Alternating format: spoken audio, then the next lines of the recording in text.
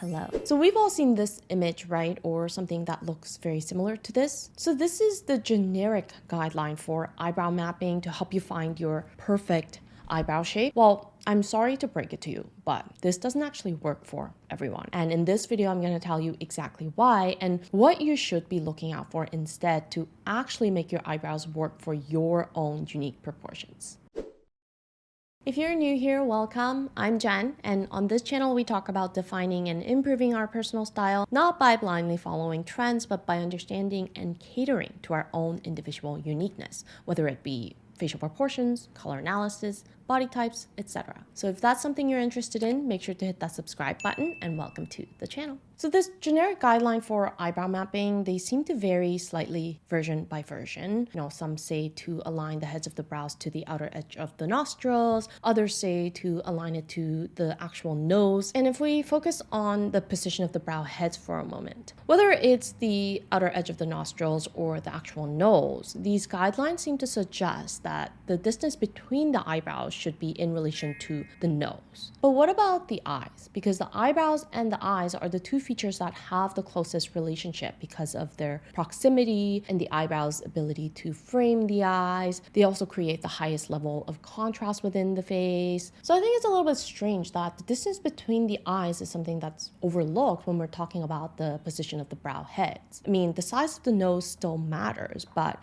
for most of us, eyebrows are the darkest feature within our faces, and they have the ability to draw a lot of attention. So keeping a closer distance between the eyebrows will naturally draw more attention towards the center of the face, whereas keeping a further distance between the brows will draw the attention away from the center of the face. Now, how does this relate to the distance between the eyes? Well, having wide set eyes means that the distance between the eyes is wider than the actual width of the eyes. And some of the pros associated with wide set eyes is that they add a more relaxed impression to the face, and they also draw the attention away from the center of the face, which ends up accentuating the width of the face more and adds a more youthful impression. I took a fashion photography course a long time ago, and our instructor actually told us that wide set eyes tend to be more photogenic, so a lot of models will have wide set eyes. Now, some of the cons for wide set eyes could be that because they accentuate the facial width,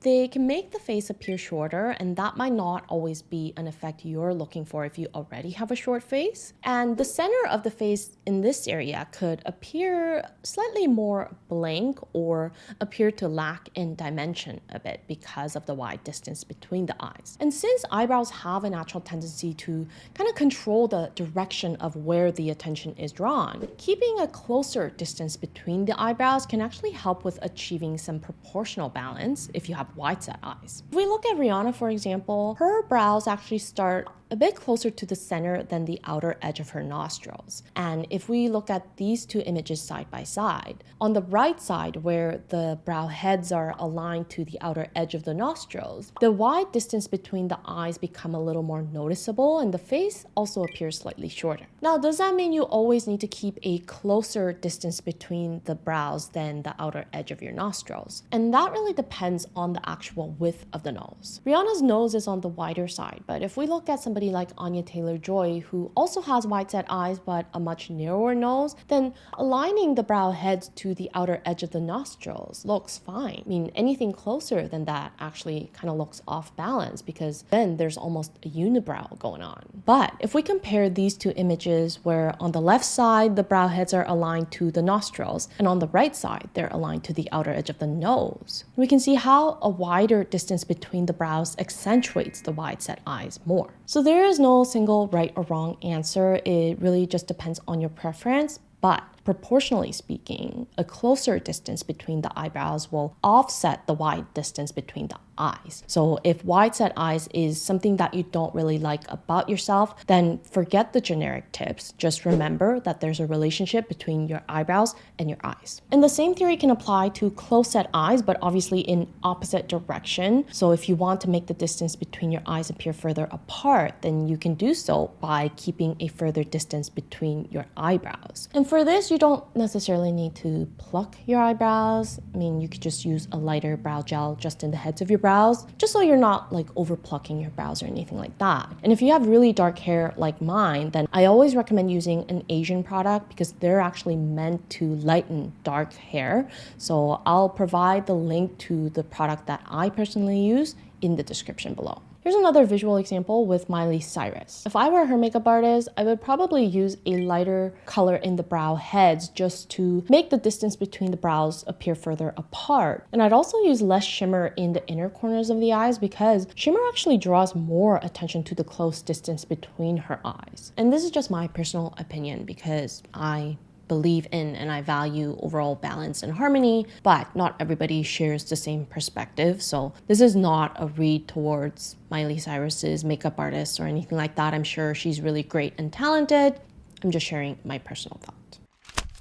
Now, like I said, when it comes to the distance between the brows, the nose is not an area to be completely disregarded, especially the width of the nose bridge. I've talked about facial gender a lot on this channel, and I mentioned that the T-zone, so the eyebrows and the nose, has a big influence on how masculine or feminine the face can come across as. A more developed T-zone makes the face appear more dramatic and androgynous. And a closer distance between the eyebrows will naturally highlight the prominence of the T-zone more because they draw more attention to the nose bridge. If you think about it, the nose bridge and the brow bones are the two areas of the bone structure that protrude forward, and they're connected. So highlighting one area will automatically emphasize the other more. So they're kind of counterparts of each other. So if you have a large nose or if you have some width in your nose bridge, then similar to close-set eyes, using a lighter color in the brow heads will de-emphasize the T-zone. A common misconception out there is that a closer distance between the eyebrows will make the nose bridge appear narrower.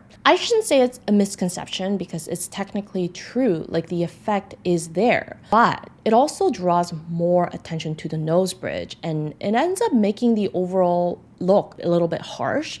So if your main goal is to soften and feminize the overall look by drawing less attention to the nose bridge, then keeping a further distance between the eyebrows will be more effective at that. Again, there's no right or wrong answer. It just really depends on the look that you're going for. Now, eyebrows have the ability to sort of control the direction of the attention, right? And that also applies to your brow tails. If brow heads draw the attention towards the center of the face, then brow tails have a tendency to draw the attention towards the outer edges of the face. So longer brow tails that extend outwards more will draw more attention horizontally. And this has an impact on facial length because drawing the attention outwards is going to emphasize the width of the face more, and that offsets the length of the face. But longer brow tails are also great for faces with wide outer fifths. So your vertical proportions are divided into fifths, and the distance between the eyes, which we just talked about, is compared to the width of the eyes, but the distance from the outer corner of the eyes to the outer edge of the ears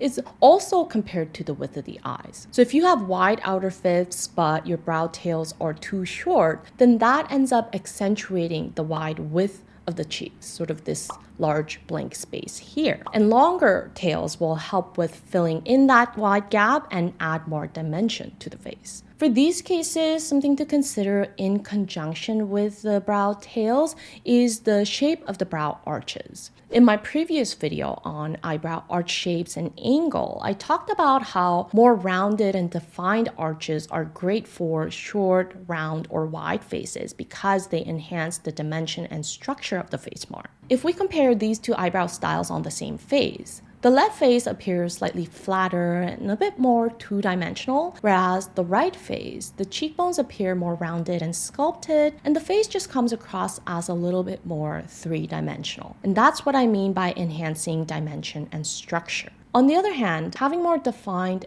arches will extend the eyelid space, and that lengthens the middle third of the face more, which has a slight lengthening effect on the face. So if your main goal is to shorten the overall length of the face, then using straight eyebrows with longer tails and little to no definition in the arches is going to be a better choice. And if your main goal is to add more dimension to the face and to make the outer fifths appear narrower, then using a more arched style of eyebrows with longer tails is going to be a better choice. So again, it just really depends on what your priority is. All right, so this was actually the last video of the eyebrows mini series. I know each topic was kind of far and in between in terms of when they were released, but we started off with talking about the overall boldness and the thickness. We covered arch shapes and angle. We also talked about the distance between the eyes and the eyebrows, so the eyelid space. And today we talked about the distance between the brows as well as the overall length of the brows. And I know that was a lot of information I've shared with you over the course of this mini series, and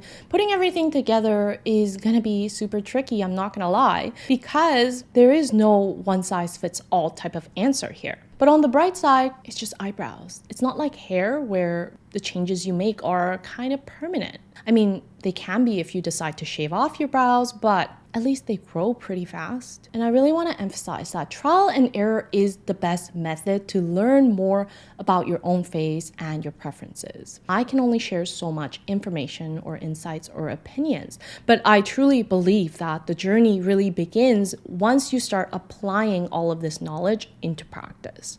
So play around with it, don't overthink it, and just have fun. I hope you found the video helpful, and I'll see you in my next video. Until then, stay unique and stay gorgeous.